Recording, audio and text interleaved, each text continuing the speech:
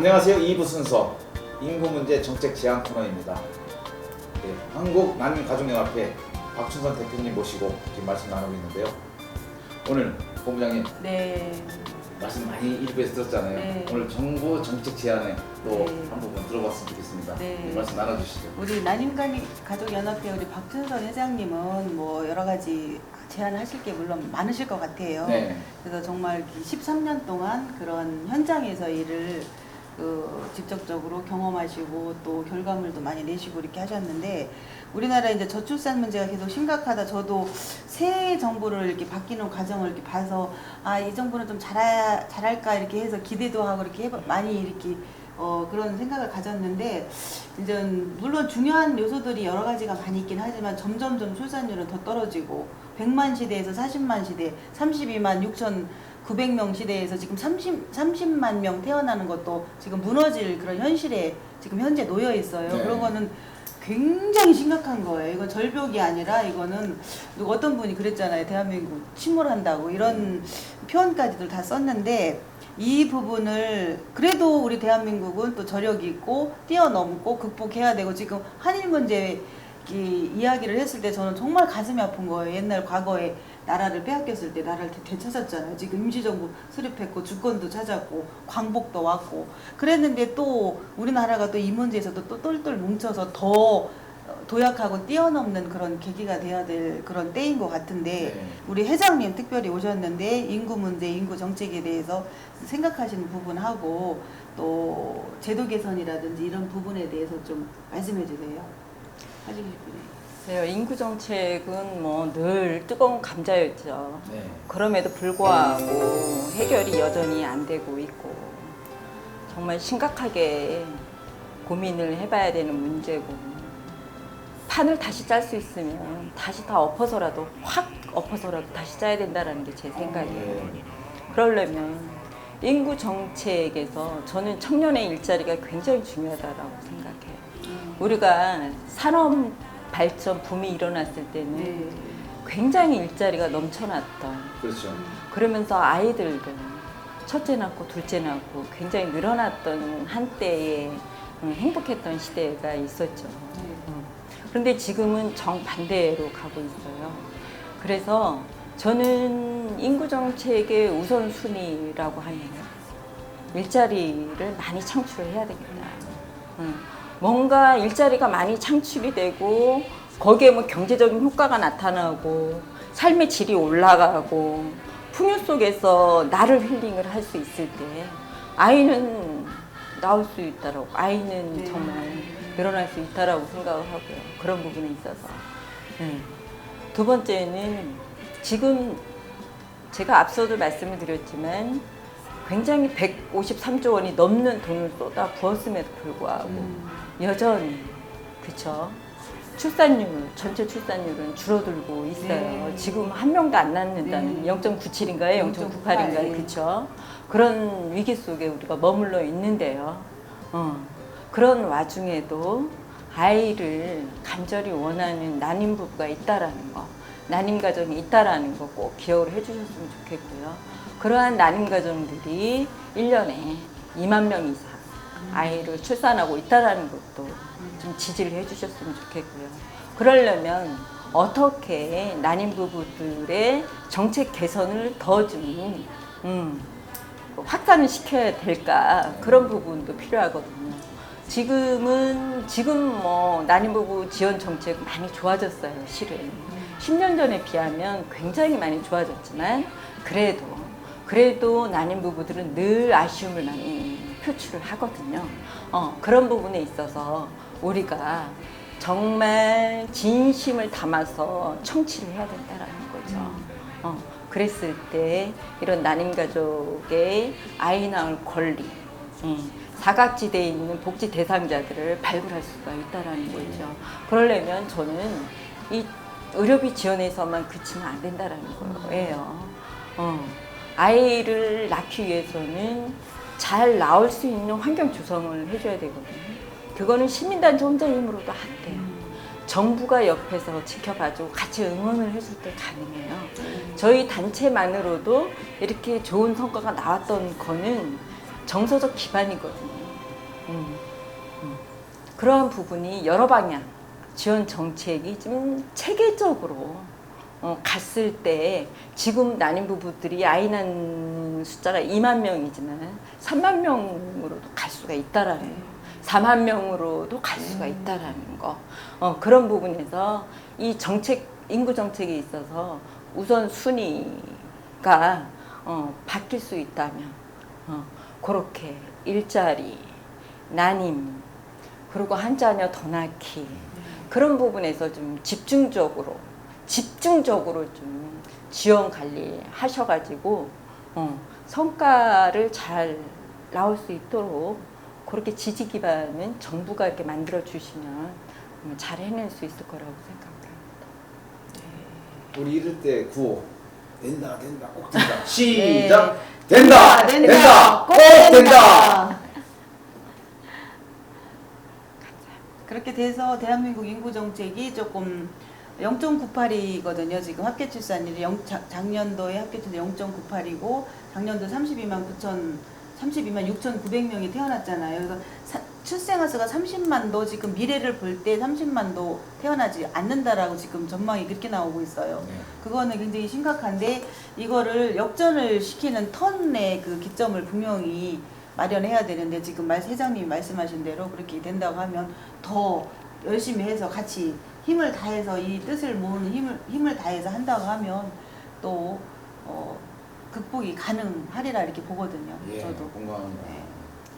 기존에 우리가 저출산 고령사회 정책이요 굉장히 이상한 정책들이 많아요.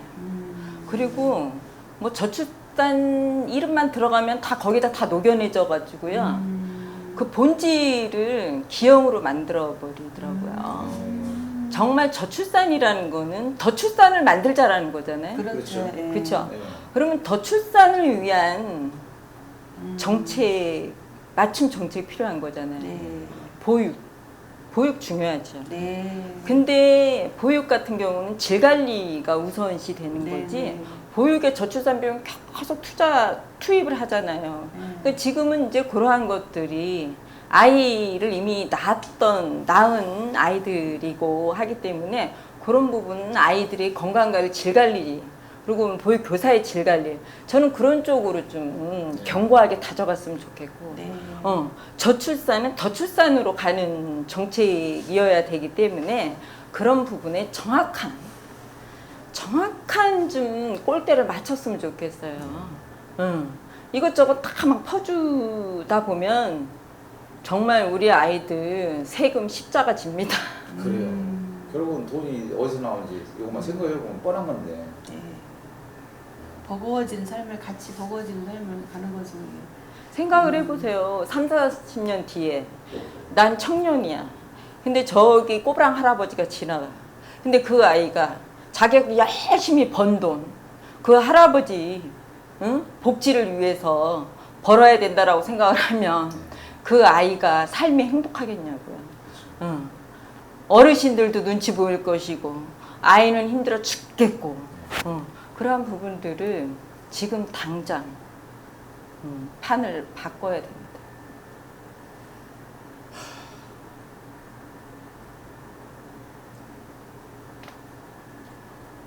저희가 이제 저출산과 이제 고령화, 이제 고령화 100세 시대고 그래서 노인의 삶의 질도 향상을 굉장히 시키고 중요하죠. 노인의 빈곤율이 또 굉장히 심각해요. 그래서 노인층도 어르신층도 행복하게 살던 권리가 있는 있고 거죠. 또 우리나라 대한민국 아이들이 태어나는 아이들도 행복하게 살고 또 이 땅에 더 부강한 나라로서 이제 세계적으로 글로벌 사회잖아요. 세계적으로 기여하는 그런 사회로 갔을 때 결국은 가가오호 그 가정이 행복해야 되거든. 가정에 아이들의 웃음소리가 많이 나오고 그랬을 때 우리 정부도 1순위로 인구 정책이 가야 된다. 왜냐하면 가야 될 수밖에 없는 것이 이 지금 근 30년 앞을 물론 데이터는 다 나와 있어요. 데이터에 나와 있어서 다 알고는 계실 거예요. 다 알고는 계시는데 이거를 근시안적인 정책을 이렇게 하다 보면은 그 부분에 대해서 정말 그 목숨 걸고 이렇게 할 수 있는 그런 분들이 좀 나왔으면 저는 그런 간절한 바람이 있어요. 자, 좀 보세요. 네. 지금 지방이 군 단위가 하나둘씩 사라지고 있죠. 그렇죠. 앞으로 세무 40% 사라지고 있어요. 가 없어진다고. 그 하더라고요. 빈집들이 네. 굉장히 폐허가 되고 있어요. 네. 근데 그나마 이사 가는 분들은요, 경제적으로 자립이 가능한 분들이 더 나가는 거예요. 시내로 나가는 거죠. 거기 남아있는 분들은 그럴 여력이 없는 빈곤층 노인들이에요. 그분들도 사각지대에 빠지는 거예요. 네. 그리고 정부는 폐허가 된 집들을 개조를 안 하고 오히려 더 폐허가 되게 방치를 하고 있더라고요. 그랬을 때 이 우리가 저출산 고령화라고 하지만 그 어르신들의 삶의 질은 한 번 좀 고민을 해보셔야 되지 않겠느냐. 그러려면 정말 그러한 자원들을 썩히지 말고 머리를 맞대고 충분히 개발을 해서 뭐 관광지로 탈바꿈을 한다든가 뭔가 고려를 자꾸 해서 그 남아있는 어르신들만이라도 아 정말 내 땅 내 고향이 이렇게 행복하구나 라는 걸 자꾸 복지 발굴을 해주셔야 돼요. 지금 보세요. 지방 대구 부산 어디고 빈집들 많아요. 네. 그런데 굉장히 심각해요. 그거 언제까지 방치를 해두실 겁니다. 안 됩니다. 그러면 안 돼요. 그 남아있는 어르신들 더 방치되고 더 소외되고 갈 데가 없어요. 그분들은 그곳이 마지막이에요.